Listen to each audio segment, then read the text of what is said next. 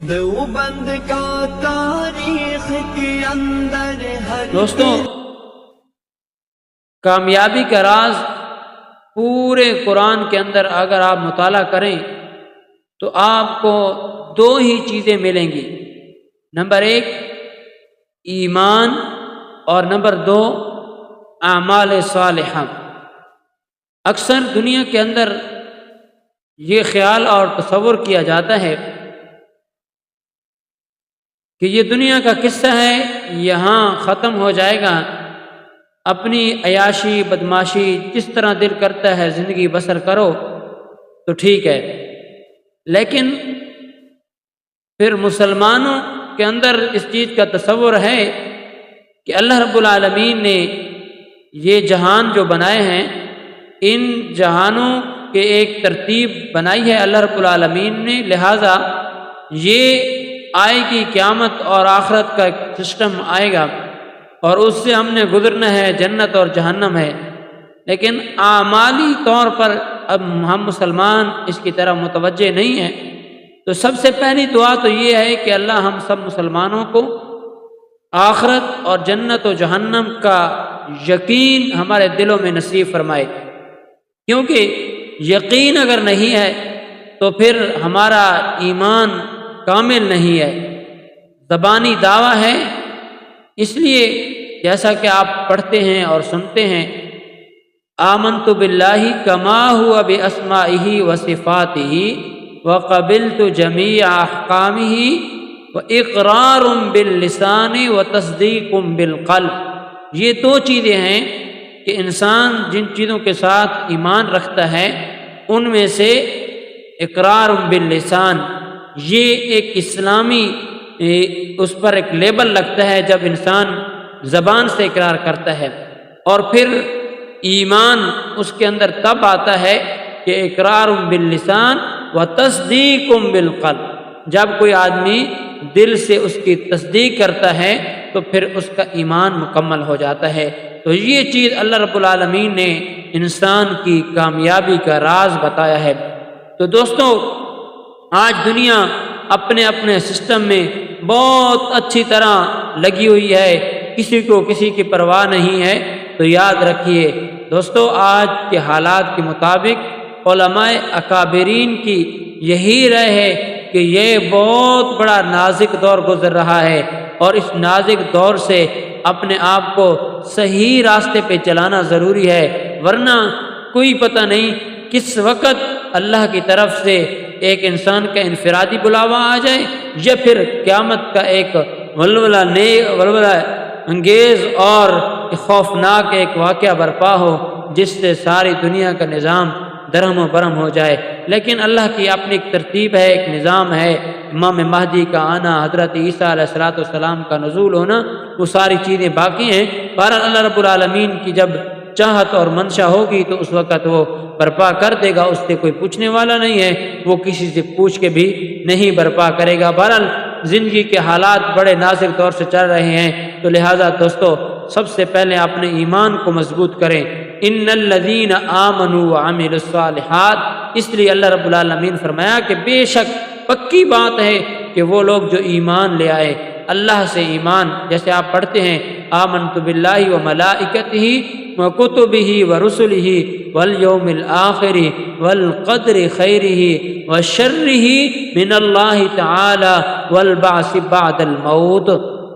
آمنت باللہ کما ہوا باسمائہ وصفاتہ وقبلت جمیع احکامہ اقرار باللسان وتصدیق بالقلب۔ یہ چیزیں آپ نے دل و دماغ میں رکھی، اللہ کی ذات کے ساتھ ایمان لائیں، اور ایمان لانے کے بعد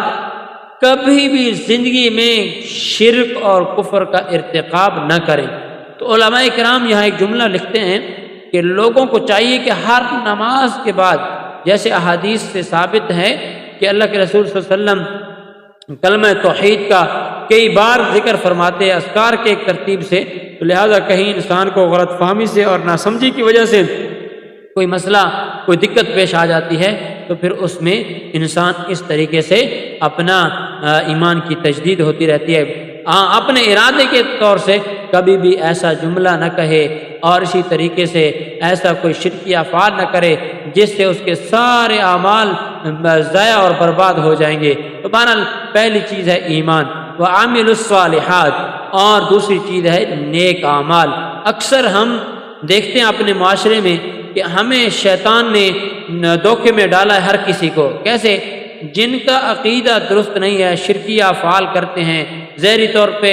اللہ کی کتاب کے ساتھ ایمان لاتے ہیں، رسول کی نبوت کے ساتھ ایمان لاتے ہیں، لیکن شرکیہ افعال کرتے ہیں، شرک کرتے ہیں، تو ان کو شیطان نے اس دھوکے میں ڈالا کہ نیک اعمال کرنے کی ضرورت نہیں ہے، بزرگوں کی 11ویں دے دینا ہے، بڑوں کی کوئی نہ کوئی میلاد منا دینا ہے، نظر نیاز حسن حسین کی دے دینا ہے، اس سے تمہاری بخشش ہو جائے گی، تم نے کبھی دربار پہ جا کے کوئی بکرا چھترا مرغا ذبح کر دینا ہے، اس طریقے سے کوئی کام کر دو گے تو تمہاری کام چلتا رہے گا اور بقایا ہم آپ کو جنت میں لے جائیں گے۔ یاد رکھیے یہ شیطان کا دھوکہ ہے ان لوگوں کو، اور جو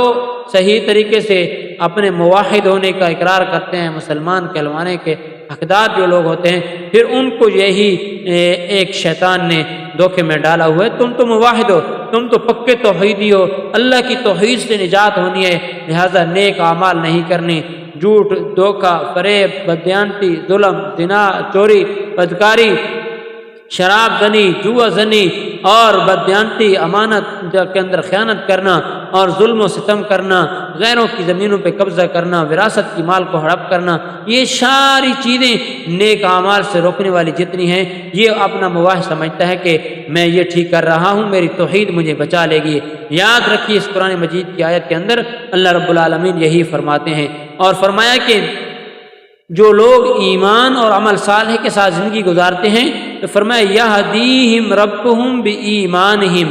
اللہ ان کو نیک اعمال کی طرف کیوں توفیق دیتا ہے اور اس کے بعد کیا قیامت کے دن ان کو جنت کی طرف کیوں چلائے گا، کیوں جنت کے اندر پہنچائے گا؟ فرمایا بایمانہم، ان کو اس راستے پہ تب رب ان کا چلائے گا کہ ان کے ایمان کے سبب کی وجہ سے ان کے دل کے اندر ایمان آ گیا تھا، انہوں نے اللہ رب العالمین کی ذات کو وحدہ لا شریک سمجھا اور اسی کے ساتھ دل و جان سے ایمان قبول کیا اور نیک اعمال کرتے رہے، تو فرمایا ہم ان کا بدلہ دیتے ہوئے تجری من تحت الانہار فی جنات النعیم، ہم ان کو ایسی باغوں والی جنت میں اور اس باغات میں داخل کریں گے، جنت کے نعمتوں کے جو باغ ہوں گے، ہزاروں قسم کے لاکھوں قسم کے نعمتیں ہوں گی، اور ہر پھل کا ہر فروٹ کا اپنا مزاج اور ذائقہ علیحدہ ہوگا، اور اس کے بعد فرمایا کہ من تجری من تحتہم الانہار، اور ہم نے اس کا ڈیزائن بھی ایسا بنایا کہ تم کشمیر وادی کا غان کوئی کہاں اپنے سیر و تفریح کے لیے دل خوش کرنے کے لیے جا رہا ہوتا ہے، لیکن ہم اللہ فرماتے ہیں ہم ہر جنتی کی گھر کے سامنے اس کی نہریں بچائیں گے، اور پھر ان کے یعنی مکان کچھ اونچے ہوں گے اور وہ نیچے اتریں گے، دیکھیں گے گھر کے سامنے میوے پھل محلات اور اس کے ساتھ ساتھ یہ نہریں بہہ رہی ہوں گی اور بڑی خوشی سے اس میں رہیں گے۔ تو آگے اللہ رب العالمین فرماتے ہیں فی جنات النعیم، النعیم جمع ہے اور اس میں عام جنس کا ہے کہ ہر قسم کی چیزیں اس میں آ جائیں گی۔ دوستو ہر قسم کی نعمتیں اللہ تعالیٰ قرآن مجید کے اندر جیسے فرماتے ہیں نا، پہلے پارہ سورۃ بقرہ کے اندر کہ کلما رزقوا منہا من ثمرۃ رزقا قالوا، جنتی لوگوں کو جب رزق دیا جائے گا جنت کا تو وہ کہیں گے یا اللہ یہ تو ہم پہلے دیں گے، تو اللہ تعالیٰ جواب میں فرمائیں گے وَأُتُوا بِهِ مُتَشَابِهًا وَأُتُوا بِهِ مُتَشَابِهًا، یہ وہ نہیں ہے ہاں بلکہ مشابہت ہے، تاکہ انسان کو کوئی دقت کھانے میں اور یہ مزاج پسند نہ کرے، تو اس لیے اللہ رب العالمین نے ان پھلوں کی اور پھلوں کی مناسبت بنا دی، اور ایک جنس قسم کے لیکن ذائقے، ان کا مزاج، ان کا کھانا، ان کے لذت عجیب ہوگی۔